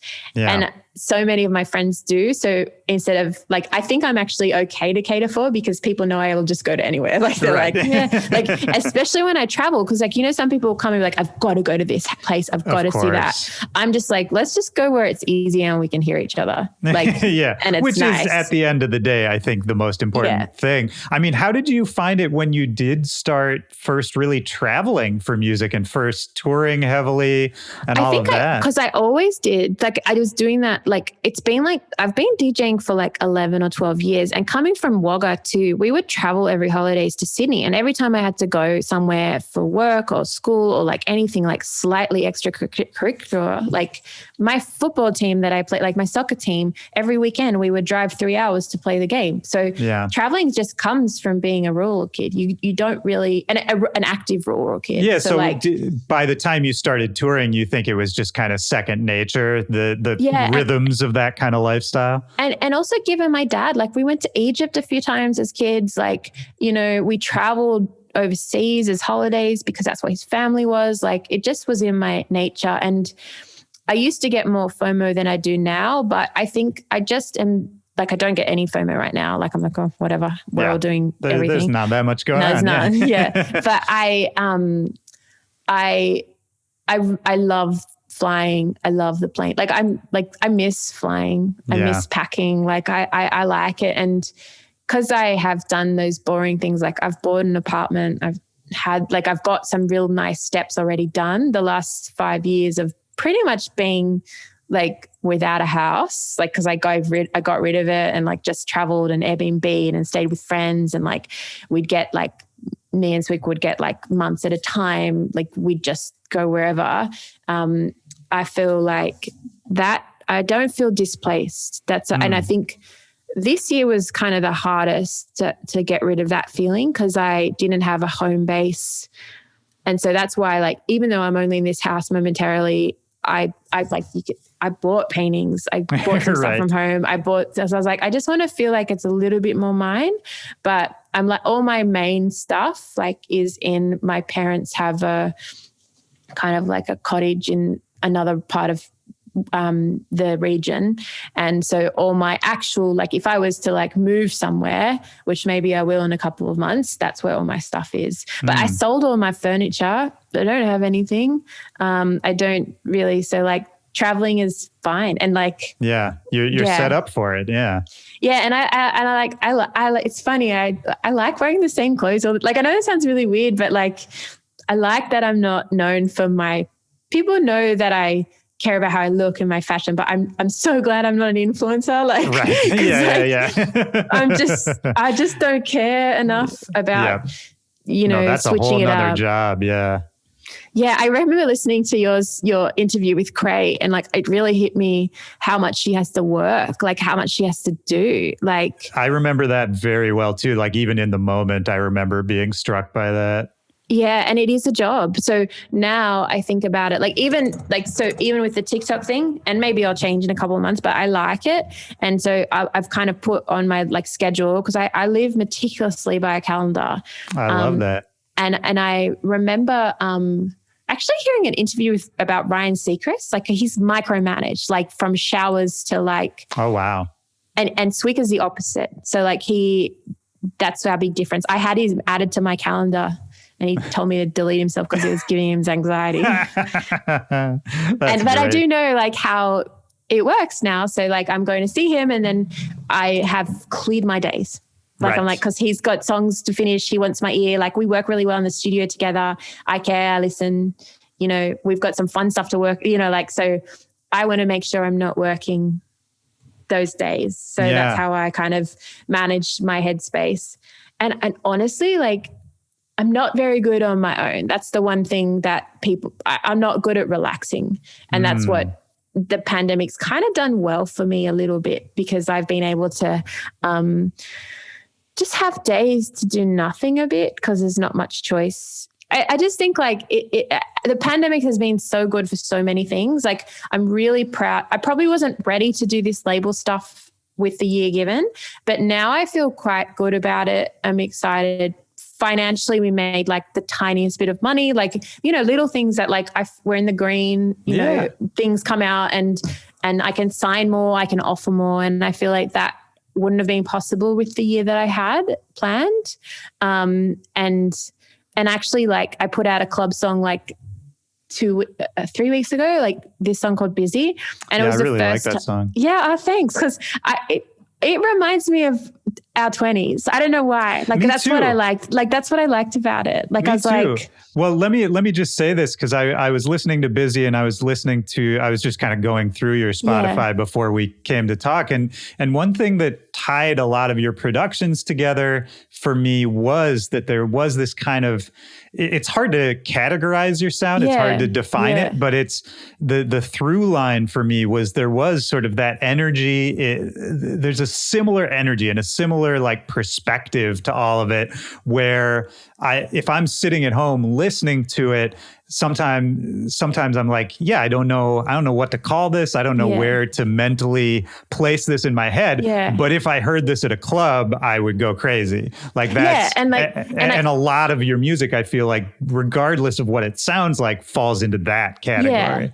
And I definitely think it's been a journey for me. So like a lot of the earlier productions, and like I say this, like I was doing 50% of it, like I was writing the idea, I was writing the drums, and then Danny, like Swick, would come along and he'd replace the drums and he'd like fix it. And like I'm that's how I learned, like, and that's how I learned to DJ. That's how I learned to produce. And I want people to know that, because like it's really hard at the start. Like you have to have that help. Nobody's good at the start. No. And like, but the last 2 years of my productions have been totally he replaced on Busy. He's got like 20% because he did mix it, and he helped me reshuffle like some snares and stuff. But like, now I'm at a point where it's me, like that's all me, like, that is everything from the start. It's really good now with him because he's like my executive producer. So I'll send him Impossible. I loved, and it was pretty much that. And then Ty came in and he just kind of sent it back with clarity, if that makes sense. Like he's like, course.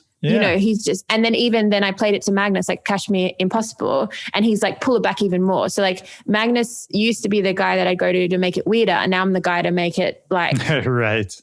to pull it back. So like I had so much going on in the start of Impossible, and he's like, you don't need it. And even just the intros and stuff, he's like, you don't need that intro, like cut it out. Cause when you're trying to prove yourself, you feel like you have to have all these standard parts. And you feel like there's this pressure again, because nobody talks about how these songs are actually made. I think when you start off, you think I have to do every single thing myself, and nobody knows how to do every single thing. And then, you know, all the biggest songs by all the biggest names of people we've mentioned in this conversation, you know, those are made by a committee of people, you know? Yeah. And I think that, and especially wanting to work with more women, more diverse young producers, I'm trying to really explain that. Like, I'm not expecting you to come out with like a Dom Dollar song straight away. Like, you know, we're going to work through this. And the new girl I've signed from Melbourne that's out, she's just really honed in and the stuff's really good. But like, I was really upfront. I was like, I think we can get it like 5% more. And if you're up for it, I'm going to link you with some, like, I want you to be in the room. Like, we're not going to go and finish it. But I think like, I want you to see how the final 5 is done, because I still get that final 5. And like, and I can hear what I want. And now I'm just so in tune with Swick too, that like, if I was to say, we just have the same, and we have the same ideas of like what's good, but he also likes, I do it to him in return. So he'll say he likes my ear is a little bit more radio friendly. So if you want a wild song, cool, but I'm going to tell you the truth. And like, okay, it's not going to be played on Triple J because that's not the audience. Like, I can say that.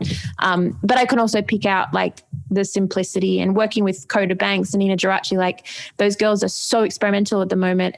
I'm like, sick, but like, if you really want big, we got to pull back, like just like 20%, a lot actually. Like if for pop, like it has to be so boring. Well, right. And that's the thing. But what I love, and I think is a reoccurring theme in this conversation we're having, is that what you're saying is that if you have an inclination to make a weirder song, that's fine. And actually, if you embrace that and if you go hard on that, you can create a space for whatever you want to make, right? And so you never have to feel like you're beholden to any kind of sound or style or platform if that's not what is really driving you.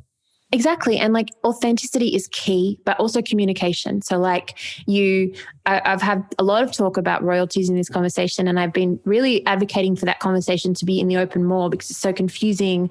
Label deals, distro deals, royalty master points, they make it how you get your money. Like, it's bizarre. But I also do think expectations are something we need to talk about too. So don't go in thinking you're going to be famous. Like, it's just there's 2 ways now, and I'm part of the second way. I'm part of the gradual build, and I'm sure your Diplo's that. I'm team Benny's gradual. That. Yeah, absolutely. Yeah, like Ariana's that. Like, people don't think, they see the one song they know, and then they think, oh, but that just happened, and like it didn't. And like the pop-ups, like the Billie Eilish's, the Tones and Eyes, you know, I'm trying to think of like, it's just unexpected. And if you get that pop off, it's so hard to match. So you know, like even Yolanda Be Cool. I remember talking about this years ago. Love those guys. They're so nice and so sweet. And they had a #1 song, like We Speak No Americano. Yep. That is so hard. Everywhere. So hard to replicate. Yeah, and to follow up what happened, because you're usually not ready for that, right? When that happens, it's usually an unexpected thing, and you can't replicate it, like you said. And you also, all of a sudden, there's all this pressure to do just that, right? Yeah. And so you can start second guessing and changing what got you into it. Yeah. It's very confusing.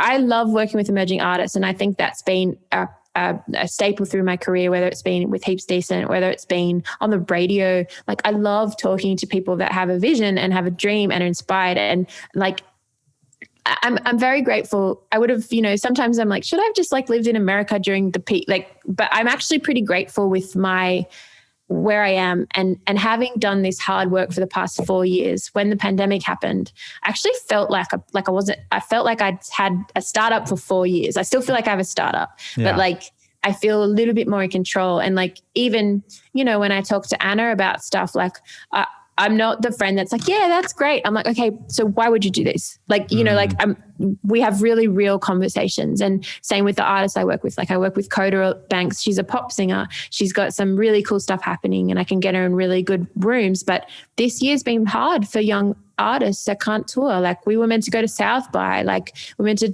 change, you know, she's had record deals that have fallen through, like because of money, like all this kind of stuff that's happened.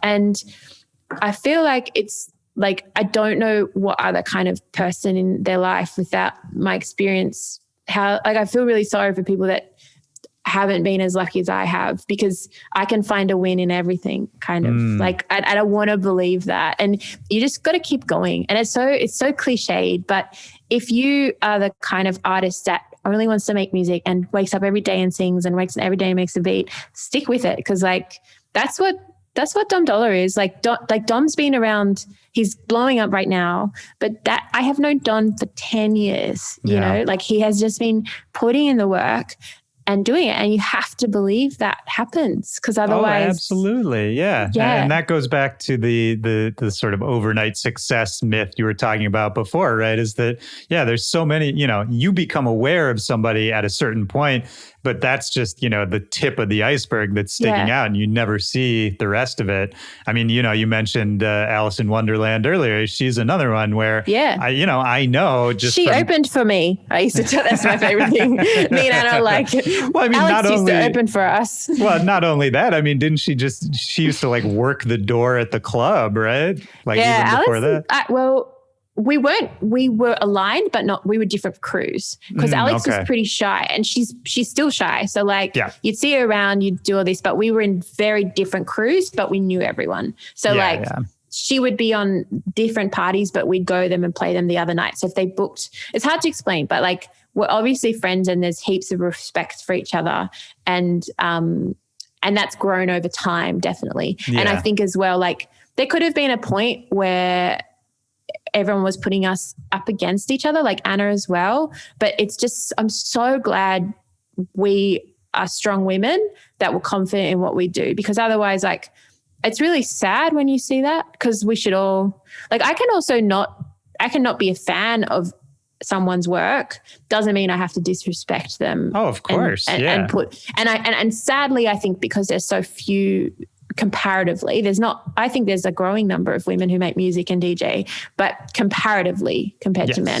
Yes. But there's still a lot to go, a long way to go. And I do think that it's kind of, I think if you really broke down, like we have some real privileges with that low number. So work it. Like, it's like, if you're going to be different, be different. And I feel like men you talk to, especially men that are in their 30s now that we've known for, like, I see some people that I've known for years just think like, oh, just chill. Like it's, you know, like it's okay to do something different, you know, like I'm not, and then, you know, then there's some really, like, I love like AC, like it's just watching AC's world expand and how well he does it and how grateful he is just so clear. And it's so wonderful to watch, because like, well, and just a great person. I mean, AC Slater, great person, amazing, talented guy, a guy you love to see win, but he was doing exactly what you were saying before, is just keep showing up every day, keep putting in the work. Yeah. And, you know, over time, he built it into what it's become for him. Yeah.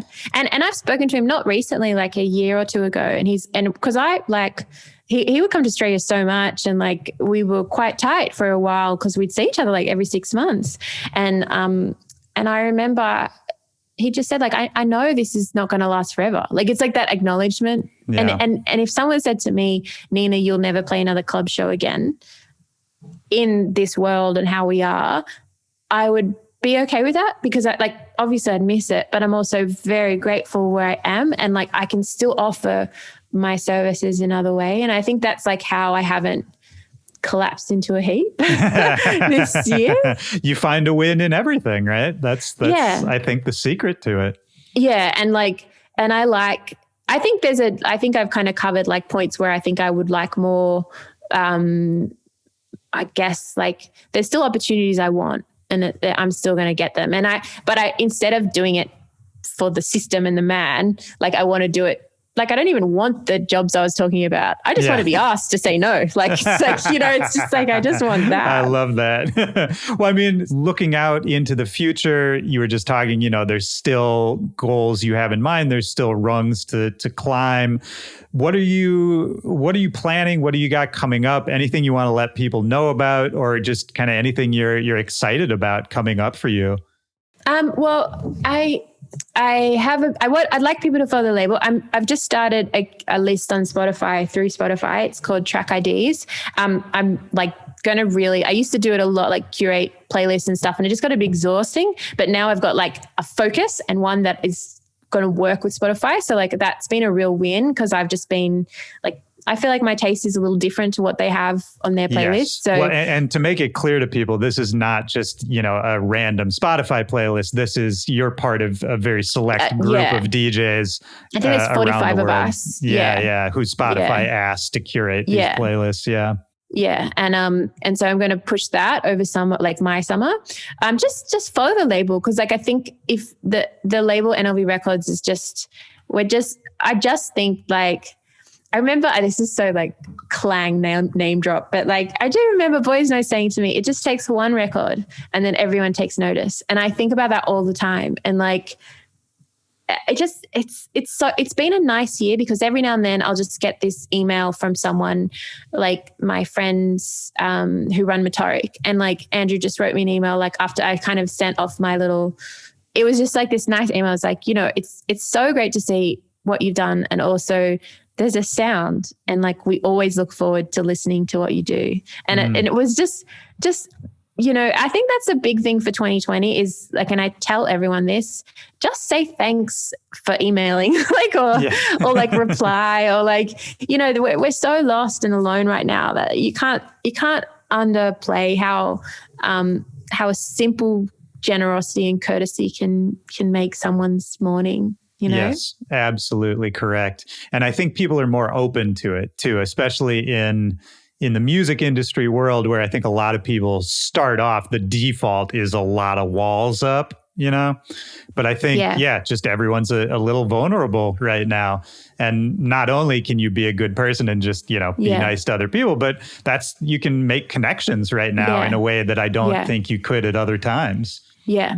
Yeah, it's really important. And if you are going into an artist project, if you are doing that, if you want a community to be around you, be part of that community. It's so uncommon for the solo operator to do well. And I think we've seen, even just on EDM Twitter, like what happens when people don't, and they don't have that back, like, support. And I really think that we have to sometimes be grateful. Like, as shitty as my years turned out for so many reasons, I still have a roof. I still have thing. And I think, like, especially in America, like, I can't stress how much I emphasize with, like, my mum's this very, like, woke, dangerous woman in some ways. Like, she'll be like, you know, like, in a very, very, like, oh, fuck America. They can, you know, like, let them burn in their like, literally, that's the kind of shit she says. Yeah. And I have to stop her. I'm like, Mom, you don't get it. Like, so many of my friends are there and so many of people are good. It's not something that,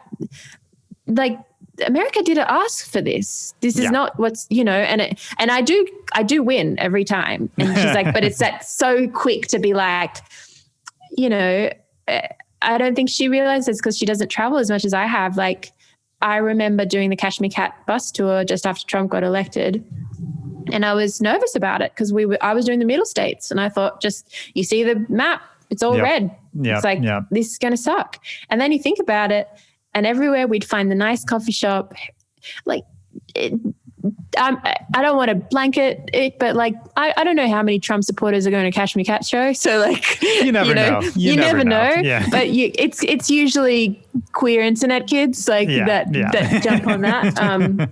So it was just really nice because it was just so unexpected. And, you know, you see the inclusive cities, the signs up, we like everyone here, like the diversity at the shows. And it's just like, you can't know unless you're there. And I think that's the same attitude that I try to have for everything. So before I quick to judge anyone, like, and especially when we talk, like, I'll just say, like, I can't speak for that, but I can speak for what I know. Yeah, well, and that's all any of us can do. It's something. Although we don't, lots of people have a voice in everything. It's like, well, of course. I mean, that's I think we're trained. That's a social media problem. Is we're trained that or told that we should have an opinion about everything, and people monetize their opinions, and having a hot take ends up getting clicks, and it turns into this weird economy thing that really should never have happened. Yeah. Anyway. Yeah. Hey. Is there anything else? Anything that we haven't talked about? Anything else on your mind before we get out of here? Oh, nah. I've got so much on my mind always. I'd like to get back to America. Like, I'm booked for shows next year, so I'm going in with the positive headspace and being like, there's going to be a vaccine and everything's going to be fine. Good. But I want your country to be the best. It's like, I know that sounds really weird, but like, I do love my life in America when I'm there. And like, I have a social security number. I benefit off you guys. So I want it to work out. And it was really stressful watching, like, it was so annoying. I mean, it's been stressful for you guys for the past 4 years. Yeah. You never know. Oh yeah. But I was at Anna's, with Anna, and we were just glued. And then when they announced Biden, it was the middle of the night. Right. So we missed it. But yeah, it was pretty wild. I really hope you are able to come back to the States soon. I hope we're all able to get back to touring, but hopefully we're in the same town sometime. Yeah, it'd be great to catch up in person. But I think it was good. It was really nice to catch up properly and talk. Yeah, absolutely. I'm glad we here's something the pandemic gave us, right? As we've been trying to do this for a minute. All right. Well, thanks so much. And I'll add you to the mail out. I haven't done much recently. Please. But I appreciate you being busy. I actually, it's funny because it actually did really well with all those OGs. So A-Track hit me back. I was like, this is so fun. And then I saw it in Diplo's playlist and he never updates. They never update it. And I was just like, oh my God. I didn't even have to ask for that. So that's beautiful. That is the period on the end of this whole sentence we've been writing this whole time, is that, you just put in the work, you do the good work, and the right people will find it, Totally. You got to trust that. Yeah. All right. Well, I'll speak to you soon. Thanks so much. Yeah. Thank you. Take care. Bye. Bye.